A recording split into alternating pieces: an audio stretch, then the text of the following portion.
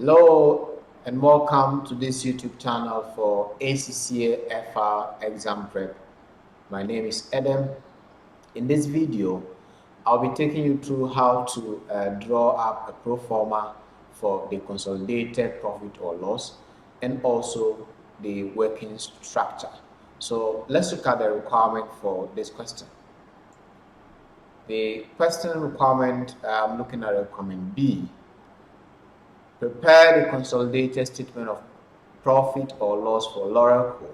for the year ended 30th September 2006. And let me remind you that this question is taken from the ACCA practice platform, and it is FR practice test 2, question number 31. So to start the requirement, so what I will do is to type in the cell. So I want to call it Laurel. So Laurel Co. Group, because it's a group account. So I'll have here the consolidated. So consolidated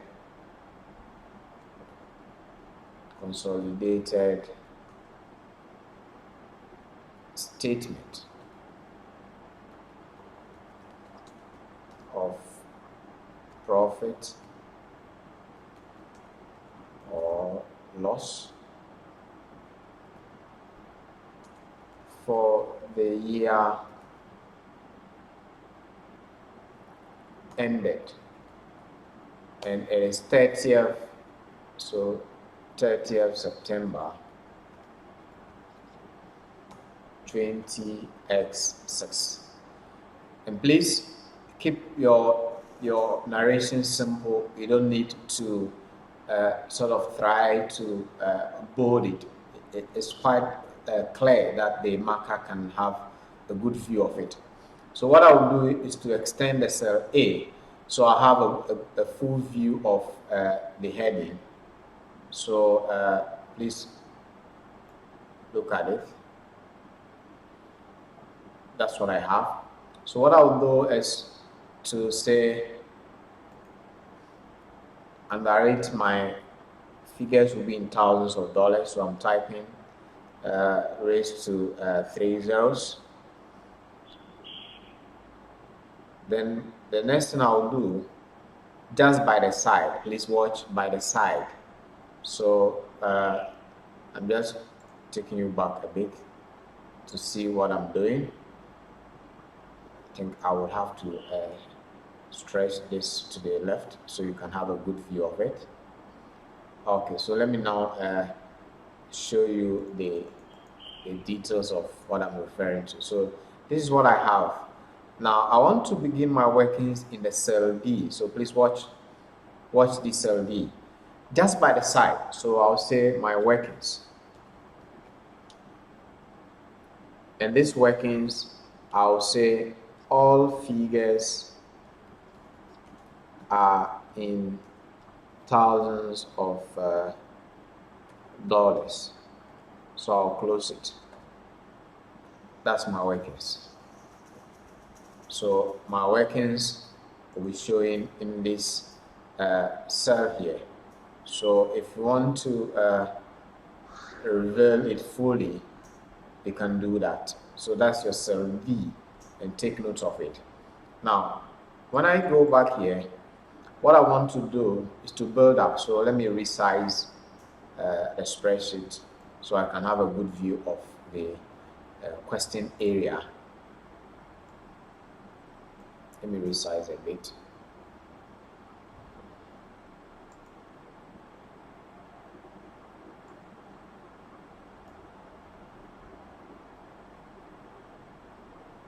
Okay.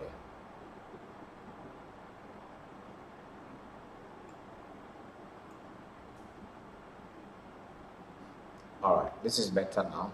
So what I want to do is to make reference to the face of the P&L we are given. And please watch, very interesting. Now, what you will be doing To scan through, so you have the acquisition information here, which was for the goodwill calculation.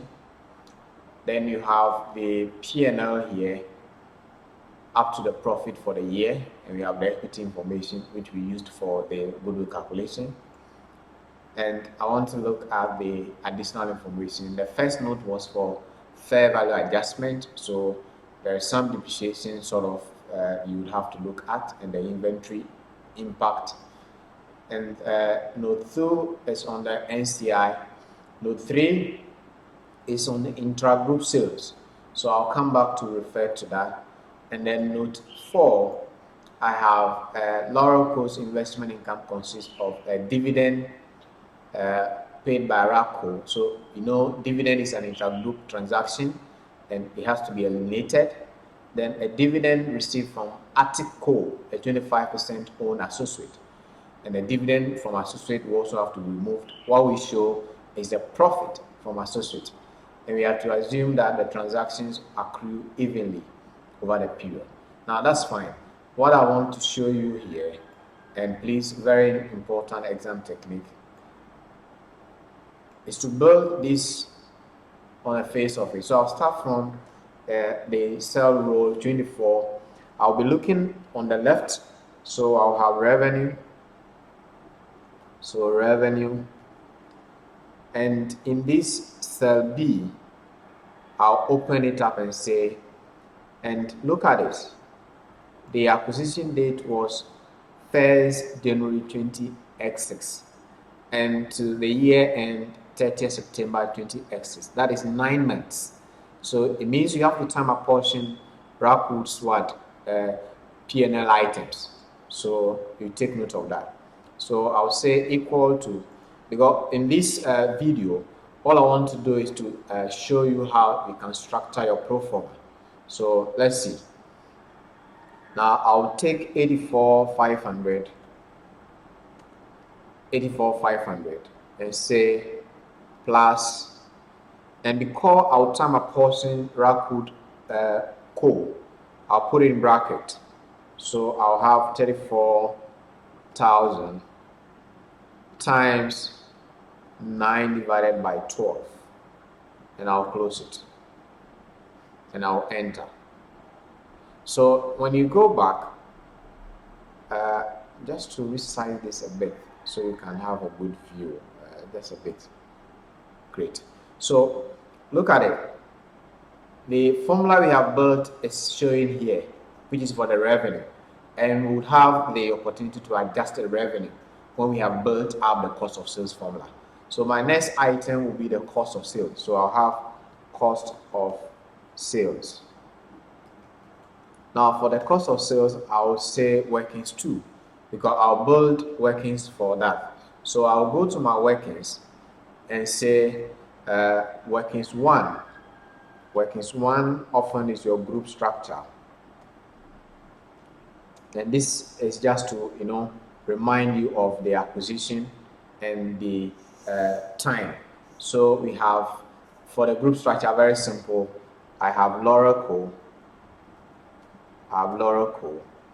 I'll say here, somewhere here, and I'll say RACO Co. The acquisition date was on effect. So I'll just put here, I'll type 1st January. So 1st January 20x6, and I will tell myself it's 9 months. Very simple. And then I would put somewhere here, maybe in cell E, just to show that there is another entity, which is Attic Co. And Attic Co is an associate, just to ensure you recall that.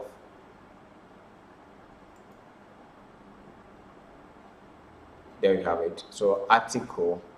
So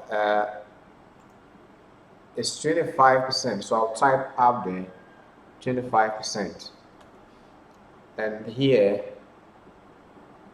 is 60%.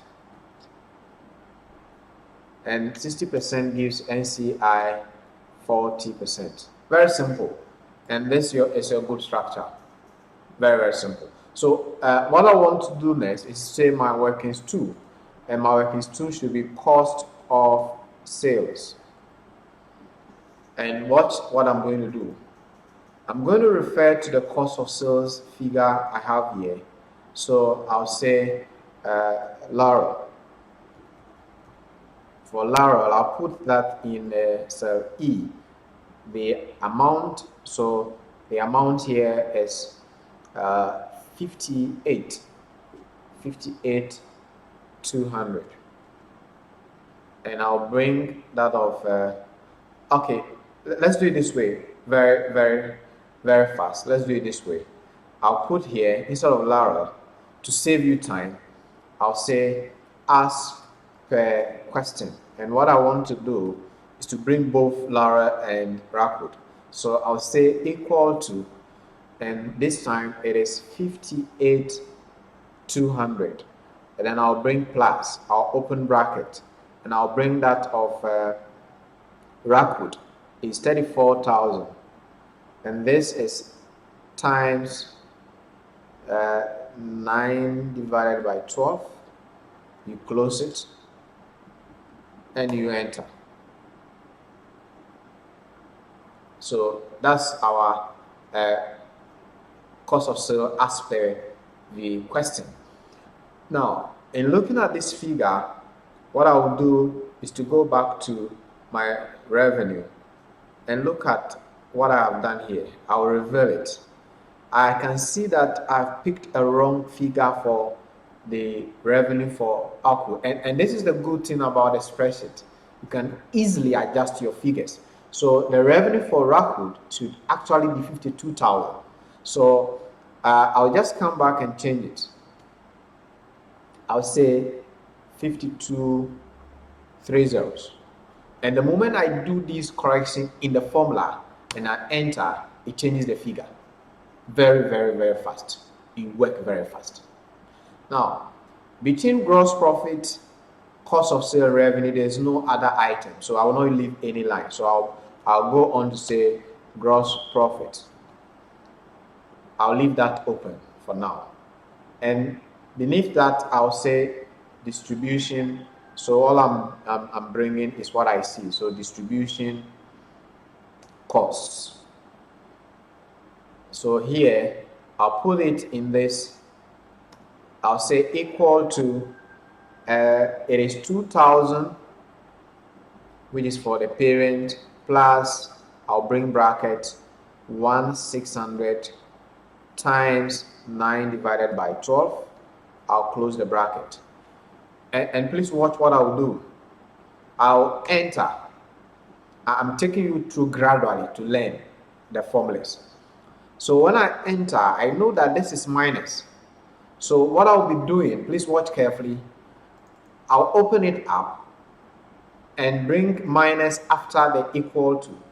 So I'll bring minus after the equal to and bring a bracket, and then bring a bigger bracket after the 12. Then I'll enter. That gives me the answer. So you can just cross check, because half of it's not half, it's 9 times 9 over 12 times 1/6 should give you 1,2. And if you add that to 2,000, you are getting 3,200. But because this is expenses, we negate it. And very, very important to learn this cell formula building. The next here is admin, so administrative. So administrative expenses. And I'm much slower because I want you to follow and know how to build these formulas.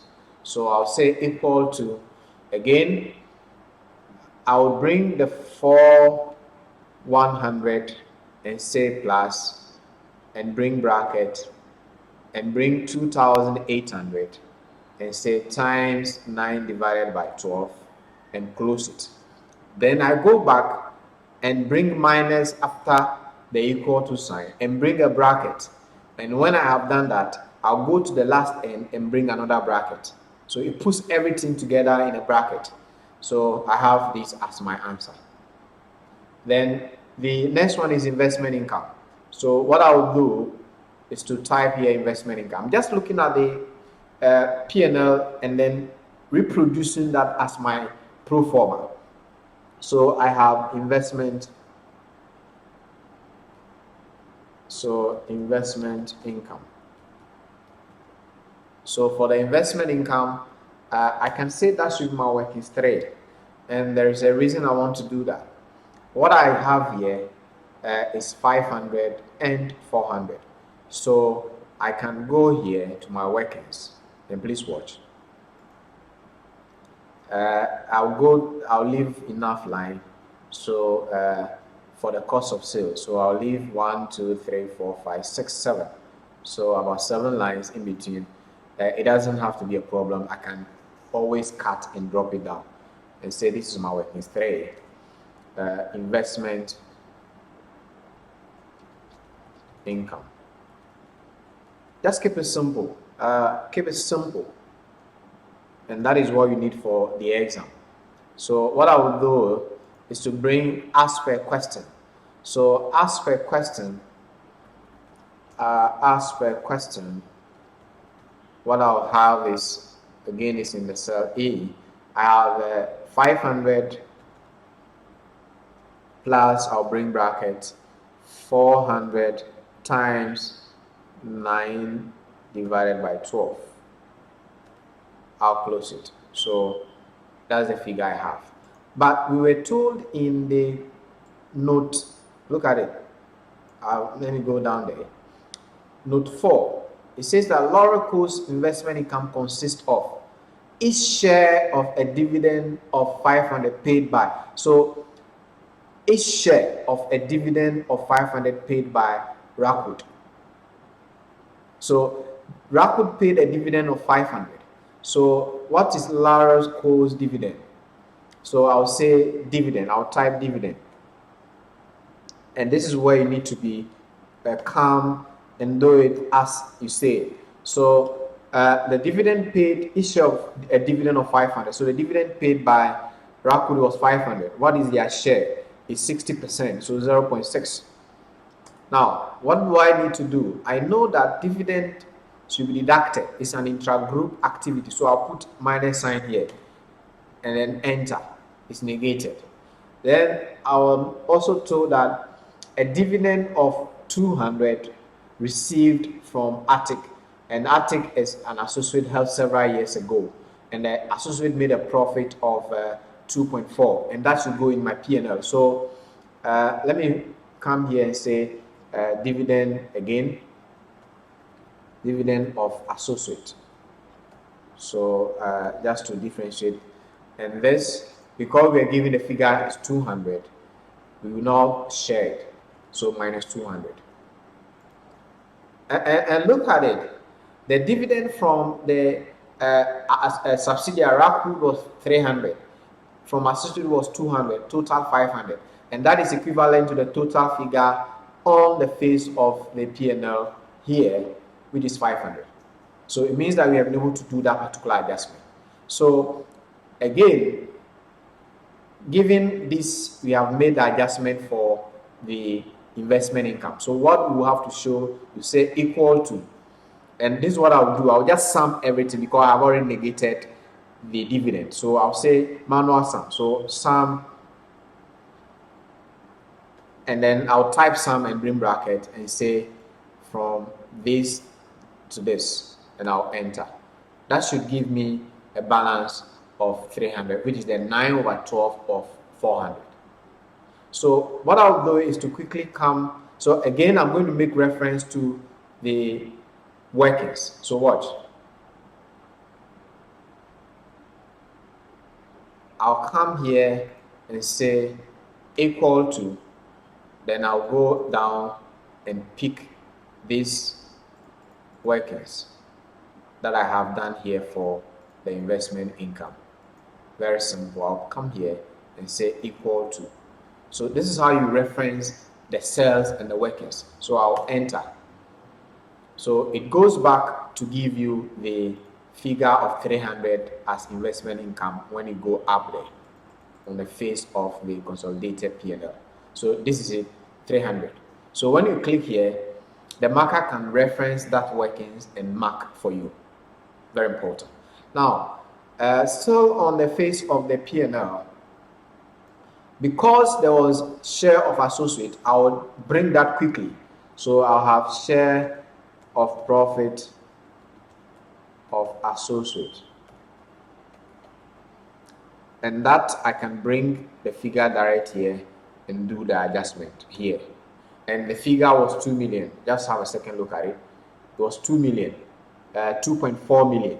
So 2.4 million, so that's 2,400 times, you don't time apportion this one. You only multiply by their share, which is their investment interest. And that will be 0.25, which is 25%. You enter. That's it. Remember, it is profit, so you don't negate it. Now, again, I go to the face of this.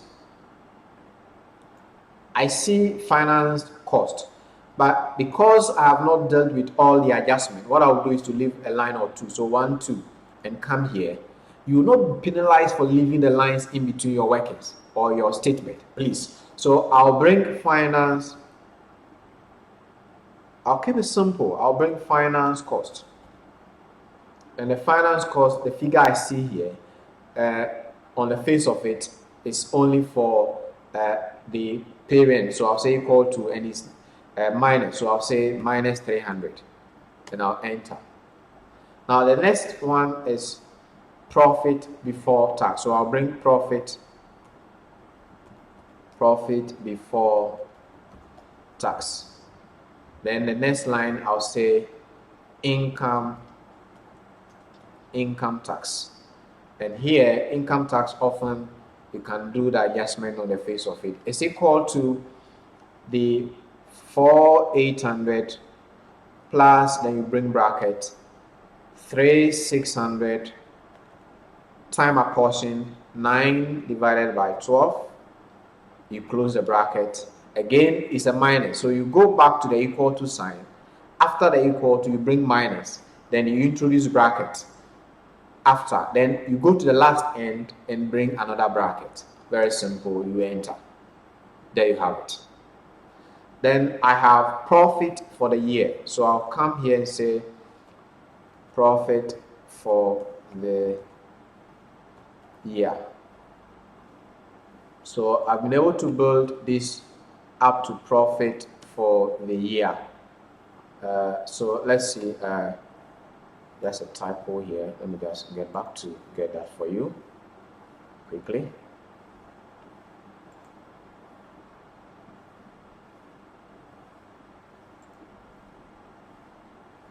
Okay, not to worry. What I'll do next, which often students forget, is the sharing of the profit. So it is the profit, so you say profit,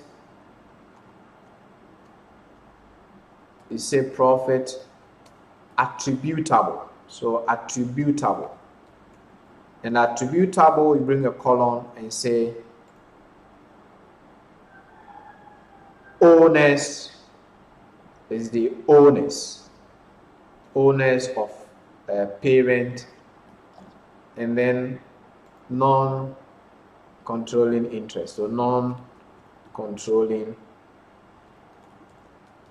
interest. And the non-controlling interest, that will be your case 4. So it means that you go, let me see if I can have this done quickly. So yes, this is profit. Good. So what I will do is to go to my workings. Quickly, let me go there and say here workings 4, W4, and that's my NCI. So what I'll do under the NCI, very simple, is to say their share of profit. Very, very simple to do. and their share of profit is the profit from Rockwood, which is 10,400. So 10,400 times time apportionment, 9 divided by 12, times NCI percentage, which is 0.4. There you have that as their share of profit. Let me just expand this so you can see the value. There is a problem here because I have brought comma, so let me just remove that. Great. So you need to practice so you become familiar with this. Now what you do next is to go and build the cost of sales figure. So the cost of sales figure, what I will do here, so it means that I've finished building up the pro forma. The next thing to do is to bring the adjustments, starting with the fair value adjustment. So let me bring that to you quickly. The fair value adjustment here, we had a plant with a fair value of 4 million above the carrying amount. So I'll come here and say, look at it, I'll say fair value adjustment, or say fair value depreciation. That is better, fair value depreciation. So fair value depreciation. Now what I'll do here, please remember in the year is 9 months. So it is 4 million with 2 years remaining. So it will be 4,000 divided by 2 times 9 divided by 12. And that should be added. So the fair value depreciation is added to the cost of sales. Now the next thing I'll do is to take this figure to the NCI. The NCI will share in the fair value. So I'll say share of fair value depreciation, which was in workings 2. So I'll go here and say it is equal to, I'll go up and pick that figure, this one, and get down, it's showing here, and multiply these by the NCI percentage, which is 0.4, and that should give me the answer. But recall that this is profit, and if you take the fair value depreciation, you have to deduct it. So what I'll do is, after the equal to, I'll bring negative, and that should be fine. You need to practice. Now the next thing I'll do is to look at the inventory adjustment. We were told that the inventory had a fair value of 1 million and a current amount of 800, and all of this inventory was sold. So if the inventory was sold, this cost would be 800 in the books of record, but because in the consolidated account we need a fair value, it means that we have to come back to the cost of sales. Let me do that. You come back to the cost of sales. Let me show that quickly here, and add the fair value inventory value. So I'll say fair value inventory, because if the inventory is sold, its value should be in the cost of sales. So I'll say it is equal to 1,000 minus 800, and that is a plus. It's a plus.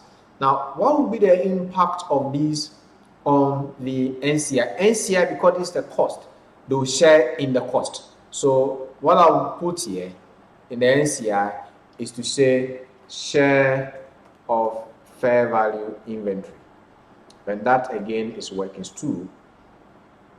So fair value inventory, let me do that here. Again, I'll go to the inventory and pick it up there. Here is it. And then go down and say what is their share. Their share is 40%, so 0.4. And remember, this becomes a minus, so I'll negate it and put a negative there. I'm building the workings. I'm building the workings. Now, it means that I'm done with note 1. So the note 1, I'm done with it in terms of the P&L.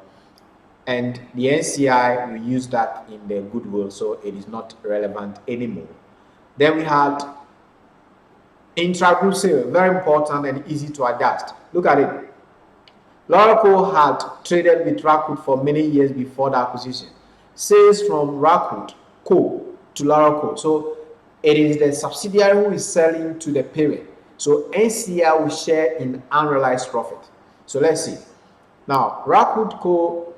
To Laraco throughout the year ended were 1.2 million per month. So what is the intra-group sale? So I'll go to workings 2 and say here, and please watch what I'm going to do. I'll say intra-group sales, and it is 1.2, look at it, 1,200 times the number of months post acquisition, which is 9 months. So I'll put that here. Now remember that intra-group sales should be eliminated, so I'll open it up just to show you. I'll negate it. Well done. Now, on top of this, there is profit, or before the unrealized profit. Let me take you to the revenue. This figure should be taken from revenue on the face of the P&L. So what I'll do, let me take you down, is to go to the face of the P&L and say, let me open this up. So I'll double click in it and say, look at it. And this way, if you're not careful, you get it wrong. I need to deduct a negative figure.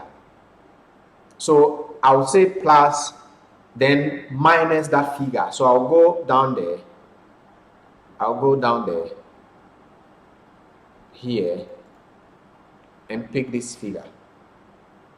So look at it. It is showing here 84,500. 52,000 plus this figure, because this is already negative. So if you do it in minus, it becomes positive.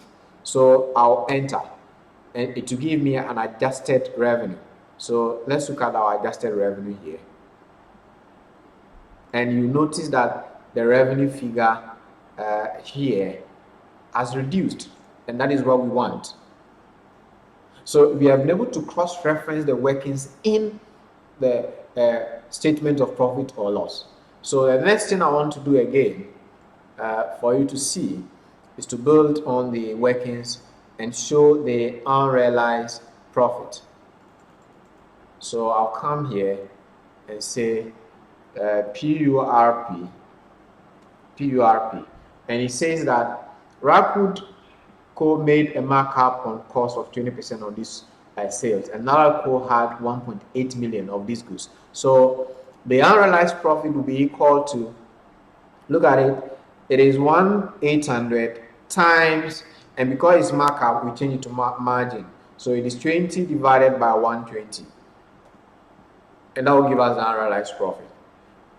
It is added to the cost of sales, but when you go down to the NCI, because they will have to share, so I'll say share of PURP. So I'll come here and say equal to, I'll say equal to, and pick this figure and enter. So I'll come back and open it up. Remember, this figure, they will take their share. So I'll say minus times 0.4, and we should have that as a negative figure. Now for note 4, we have dealt with it. There is no impairment. So basically we have dealt with all the relevant adjustment except for one item, which is the unwinding interest on the finance cost. So I can do that as my workings 5. So unwinding interest on deferred consideration. So what I'll do is the deferred consideration. Let me build that up for you. The deferred, just to refresh your memory, deferred consideration here is equal to, let me build that. It's equal to what we did in our earlier videos. Look at the goodwill calculation. So here you will see that the deferred consideration was 15,000 times one other zero here times 0.6 times the amount paid, which is 1.62 times the discount factor, which is 1 divided by 1.08 raised to power 1, because it is 12 months. So 1.08, there's no 6 there. So raised to power 1, or if it is more than 1, raised to power 2, and so on. So this will be the calculation for the deferred consideration.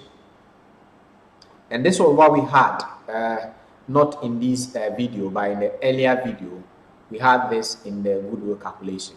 So just to ensure you follow this, the interest now. So the interest is, please watch, it is this figure times 8%, which will be 0.08. And from the date of acquisition to the year end is 9 months. So you don't take full year interest, you take 9 out of it. So divide by 9, so it is times 9 over 12, and that should give you this figure. So what I will do is to quickly go to the face of the P&L and adjust my finance cost. So look at it. So I'll come here and open up the finance cost, and I'll say that it is plus, because already that figure, okay, I can bring minus because it is not negated down there. So I can bring minus. Very important to understand these cells and the figures you put in there. So minus this, so that I have the total figure. And you should be able to cross-check what you are doing. Look at it. This is the finance cost. You had 300 earlier, and if you add 810 to it, you should get 1,000 plus. So you watch in that cell and ensure that the figure increases rather than decreasing. Very important.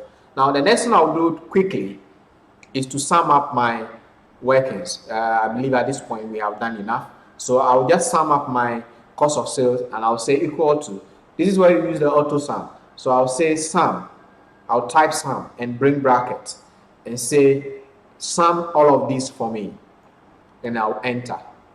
Now I need this figure in the cost of sales, so I'll quickly go to my P&L and say equal to, please watch, equal to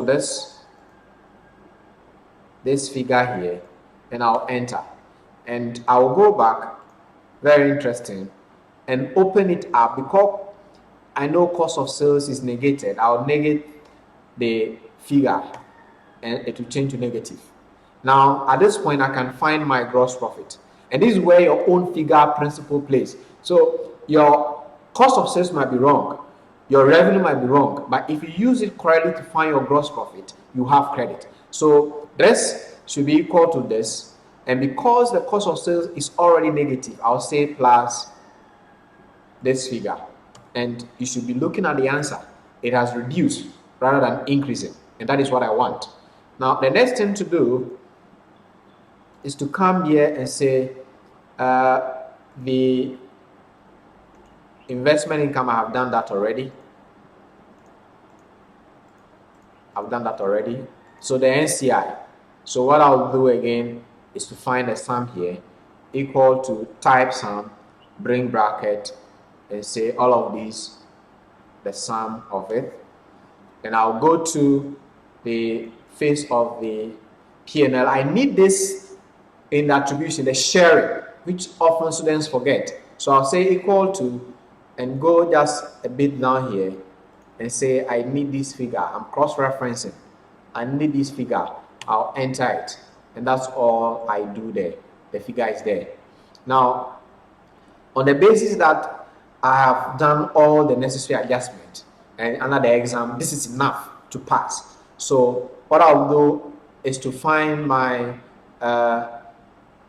profit before tax.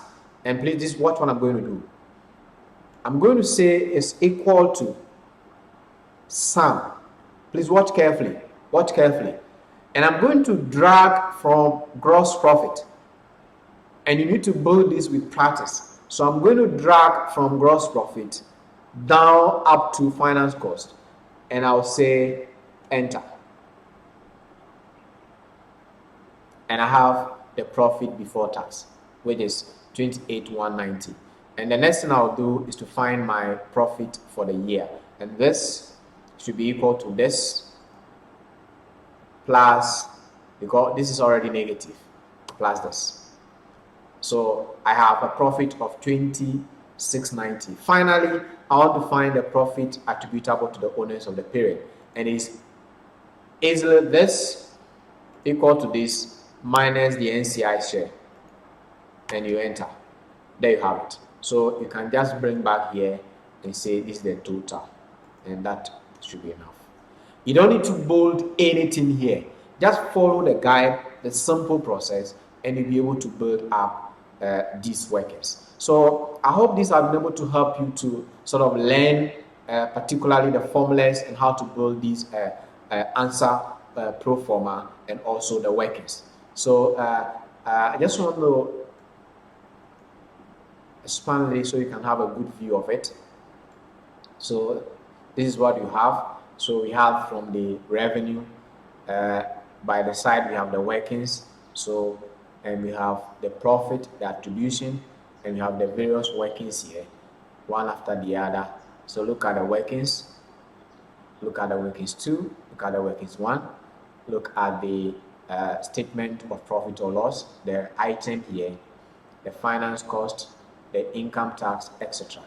So this is how you build it. And again, it comes with practice. Practice, practice, practice. Please subscribe to this channel to receive updates on new videos.